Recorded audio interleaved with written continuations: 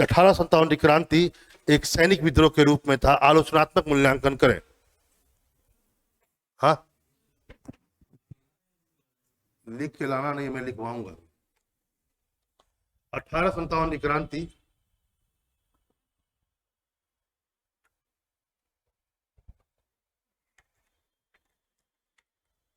एक सैन्य विद्रोह के रूप में था, आलोचनात्मक व्याख्या करें, यदि ऐसा प्रश्न आता है।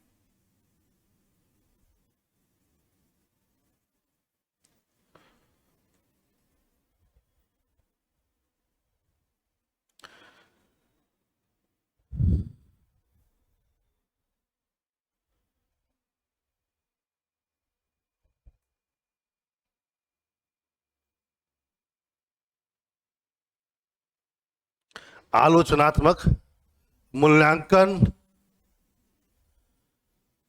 आलोचनात्मक मूल्यांकन या परीक्षण करें। ठीक है। अच्छा, यदि एक बात और भी सुने, यदि ये वर्ड ना हुआ और केवल क्वेश्चन ये आ गया कि 1857 की क्रांति, रिवॉल्ट एक सैन्य विद्रोह था,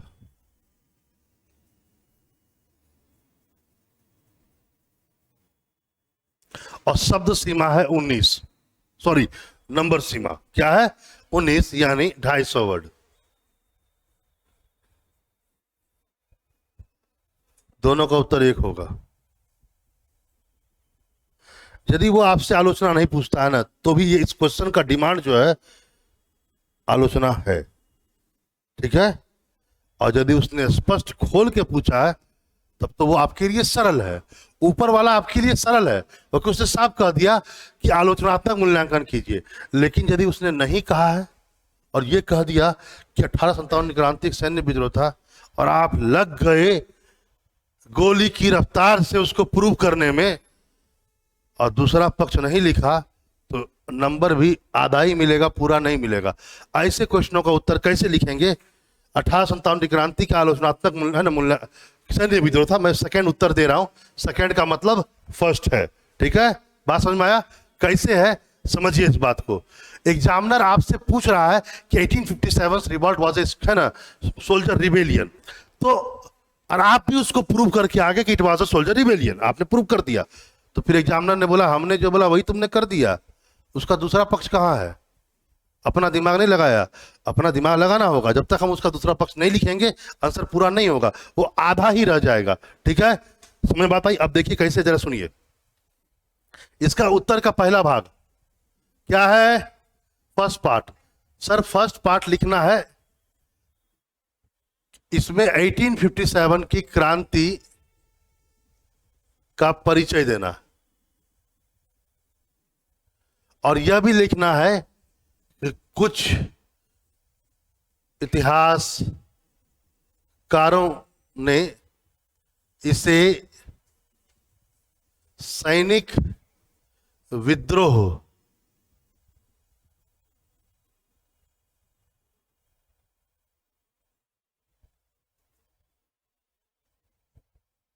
के रूप में चित्रित किया। यह पहला पार्ट आएगा इंट्रोडक्शन के साथ, इंट्रो, ये पहला पार्ट। दूसरा पार्ट,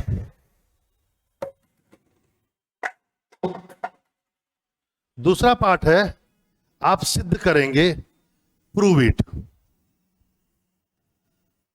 सिद्ध कीजिए कि यह सैन्य विद्रोह था। सिद्ध करने में आप बोलेंगे सबसे बड़ा बात, कारण सैनिकों से जुड़े थे, जैसे भेदभाव,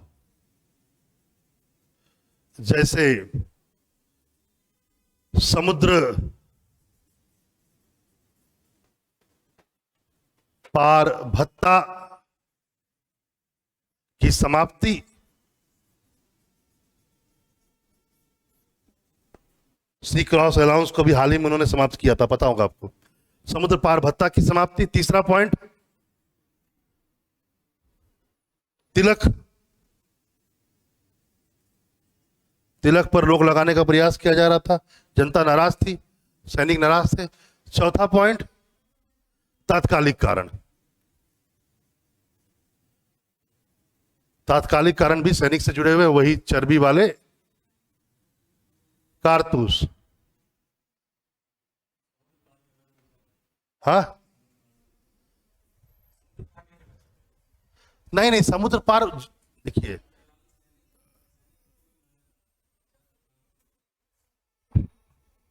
हाँ जी, देखिए समुद्र पार जाना नहीं चाहते थे, लेकिन लालच में भारतीय सैनिकों के बारे में अंग्रेजों ने कहा इनको पैसा दो, ये किसी के लड़ लेंगे। बाद में क्या हुआ, इनको तो लग रहा था कि समुद्र पार भेजेंगे तो जाति बहिष्कार हो जाता था, तो बड़ी जात समुद्र पार जाना चाह नहीं रहे थे, और सेना में बड़ी जातों का ही केवल बोलबाला था और किसी का नहीं था, राजपूतों का नहीं था, ब्राह्मणों का सबसे ज्यादा था।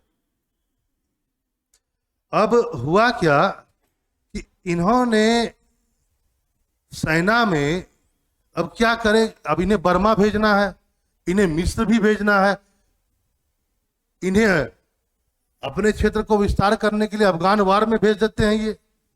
तो भैया बोले कि एक काम करो, भारतीयों को बोलो कि यदि अपने लैंड पर है तो अलग बात है, दूसरे के लैंड पर भेजेंगे तो आपको अलग से सी क्रॉस अलाउंस देंगे, सी क्रॉस अलाउंस।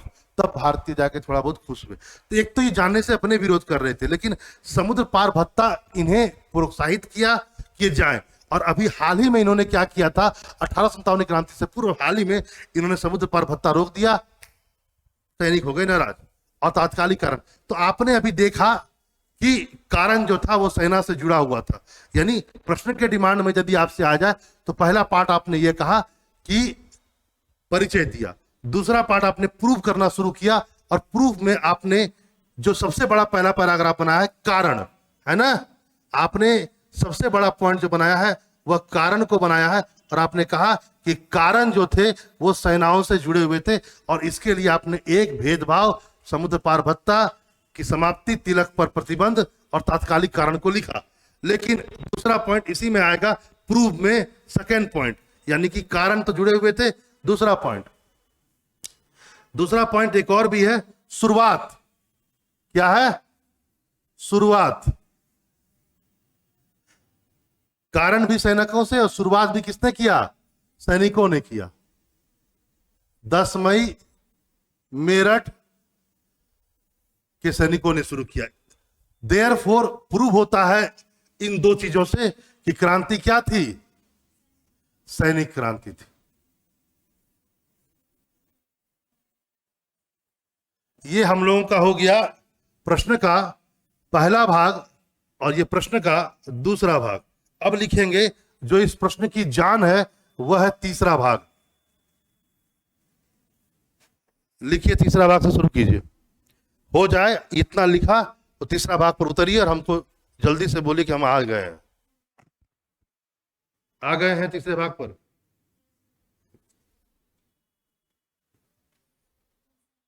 कारण भी सैनिकों से जुड़ा हुआ, शुरुआत भी सैनिकों ने किया, इसलिए ये क्या है?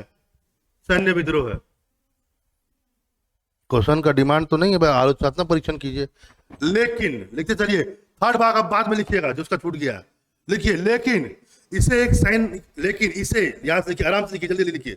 लेकिन इसे सैनिक विद्रोह कहने में एक गंभीर सीमा है। लेकिन इसे सैन्य विद्रोह कहने में एक गंभीर सीमा है, क्योंकि इस विद्रोह में सारे ब्रिटिश सैनिकों ने, सारे भारतीय ब्रिटिश सैनिकों ने, क्योंकि इस विद्रोह में सारे भारतीय ब्रिटिश सैनिकों ने सहभागिता नहीं की, केवल एक रेजिमेंट ने इसमें सहभागिता की।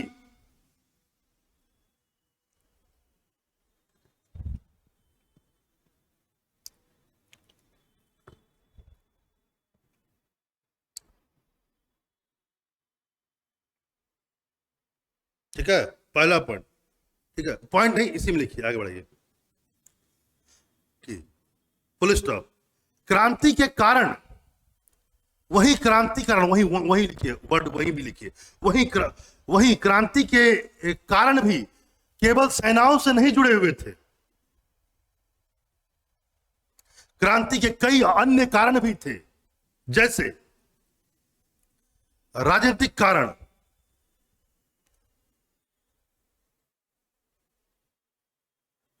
आर्थिक कारण, जैसे क्रांति के और भी कारण थे, क्योंकि क्रांति के कई और भी कारण थे, जैसे क्योंकि क्रांति के और भी कई कारण थे, जैसे राजनीतिक कारण, आर्थिक कारण, सामाजिक सांस्कृतिक कारण, धार्मिक कारण इत्यादि।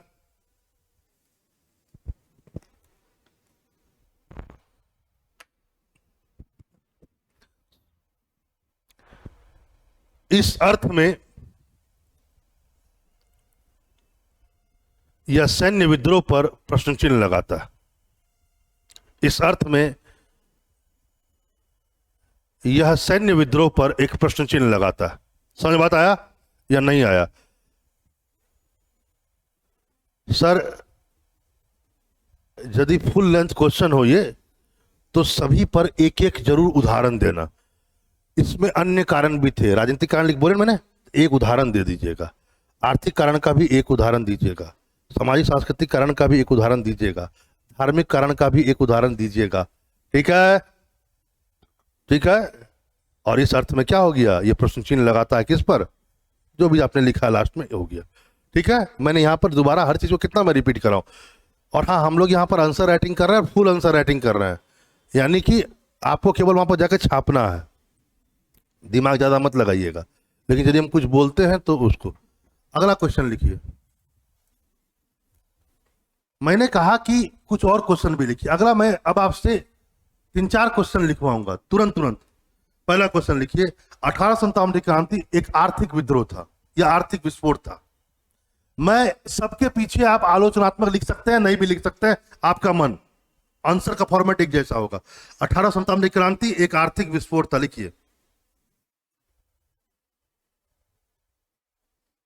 ठीक है, आप इस पर इसके साथ में यह भी लिख सकते हैं, पहले वाले में लिख लीजिए, इसका आलोचनात्मक परीक्षण कीजिए। दूसरा क्वेश्चन, 1857 की क्रांति। दूसरा क्वेश्चन, 1857 की क्रांति एक राजनीतिक विद्रोह था, एक राजनीतिक विद्रोह था, यह भी आलोचनात्मक ही है। तीसरा क्वेश्चन, 1857 की क्रांति एक सामाजिक सांस्कृतिक विद्रोह भी था, आलोचनात्मक। 1857 की क्रांति एक सामाजिक सांस्कृतिक विद्रोह था, भी नहीं होगा, बी वर्ड हटा दीजिए। 1857 की क्रांति एक सामाजिक सांस्कृतिक एवं धार्मिक विद्रोह के रूप में था, आलोचनात्मक परीक्षण करें,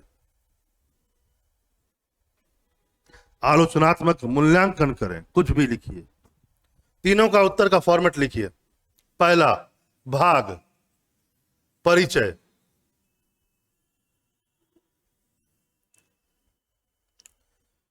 और तीनों में यह लिखना है कि कुछ के अनुसार कुछ इतिहासकार या विचारक, तीनों आंसर का एक ही टाइप का उत्तर होगा।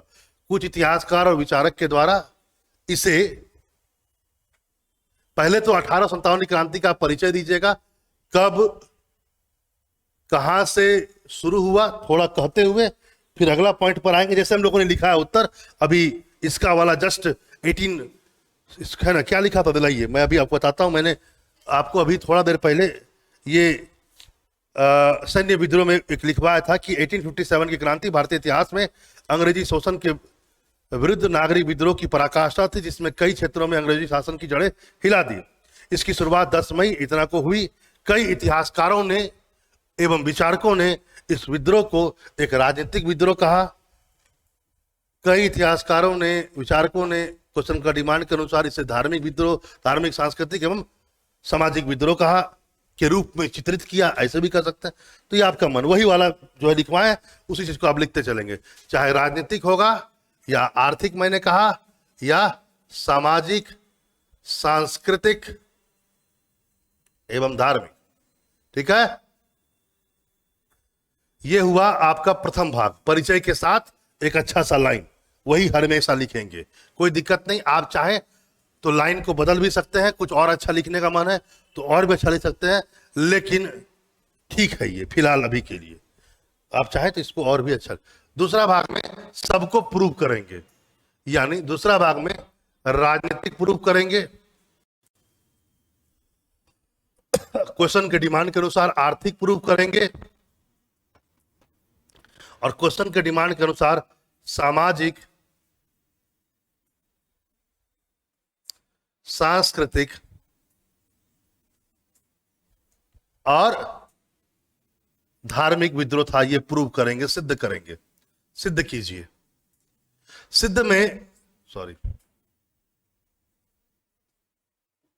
सिद्ध में ध्यान रखेंगे केवल कारण ही है, कुछ में परिणाम भी था, जैसे कि राजनीतिक विद्रोह में उद्देश्य था कि ब्रिटिश राज्य की समाप्ति, कारण बताएंगे, इसमें उद्देश्य भी आएगा, लेकिन बाकी सब में क्या है, सिर्फ कारण है।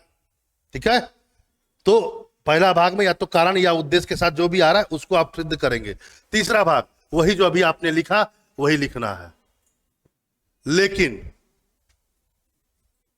इसे, अच्छा मैं थोड़ा और खेलूं इस चीज को, इसे एक है ना राजनीतिक विद्रोह कहने में गंभीर सीमा है, इन लिखवाए हैं, इसको एक सैनिक विद्रोह कहने में एक सीमा है, थोड़ा मैं चाहता हूं इसको अलग से भी लिखवाऊं, एक और वर्ड, नया वर्ड जो आप तक आ सकता है लिखिए।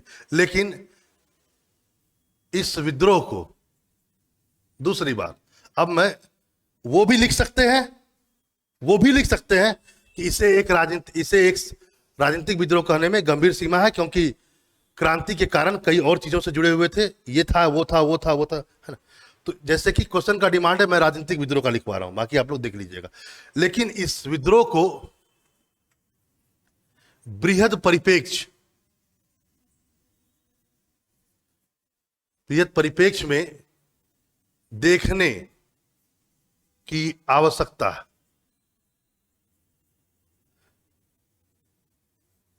क्रांति का कारण, क्रांति के कारण कई और भी थे, मैं राजनीति के बारे में कर रहा हूं, आर्थिक कारण, एग्जाम्पल थोड़ा दीजिएगा, एक एग्जाम्पल, सैन्य कारण, सैनिक कारण, धार्मिक, सामाजिक, सांस्कृतिक कारण इत्यादि।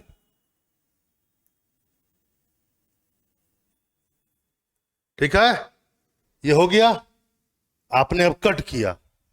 पहला भाग आपने परिचय दिया, दूसरे भाग में आपने प्रूफ किया कि ये हो सकता है, लेकिन तीसरे भाग में आपने कट कर दिया।